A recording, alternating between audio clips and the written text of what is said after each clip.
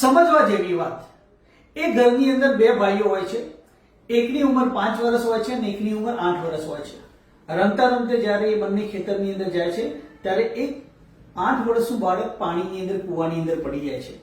તો ત્યારે જે નાનો એનો ભાઈ હોય છે 5 વર્ષનો, આજુબાજુ જુએ છે, ચિલ્લાવે છે, પણ કોઈ મદદ માટે આવતું નથી.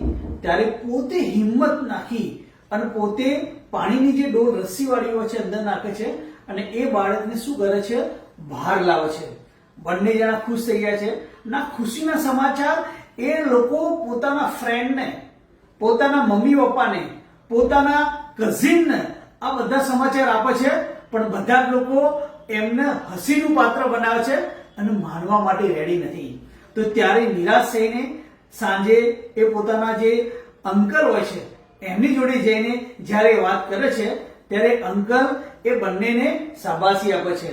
સાંજે ગેટ ટુગેધરનો પ્રસંગ છે ત્યારે અંકલ બધા લોકો જોડે જ્યારે ચર્ચા કરે છે અને ત્યારે બધાને ઉદ્દેશીને એક વાત કરે છે કે આ બાળકો જે આજે એમની લાઈફની અંદર જે ઇન્સિડન્ટ થયો હતો એ સાચો હતો અને બાળકો એટલા માટે જ આની અંદર સફળ રહ્યા કે જે નાનું બાળક 5 વર્ષની, જેની કેપેસિટી નથી પાણીની ડોલ ઉપાડવાની, એ ડોલ અંદર નાખે છે અને 8 વર્ષના બાળકને બચાવે છે. એટલા જ માટે બીકોઝ ઓફ એની આજુબાજુ એના પેરેન્ટ્સ, એના ટીચર, એની અંદર આજુબાજુ એવું કોઈ હતું નહીં કહેવા માટે તું નહીં કર, આ તારા બસની વાત નથી, તું નહીં કર, આ તું કરી શકીશ નહીં, કર, તારાથી આ થશે નહીં. અને એટલા જ માટે એ હિંમત રાખે છે, હિંમત બતાવે છે અને એના ભાઈને બચાવે છે.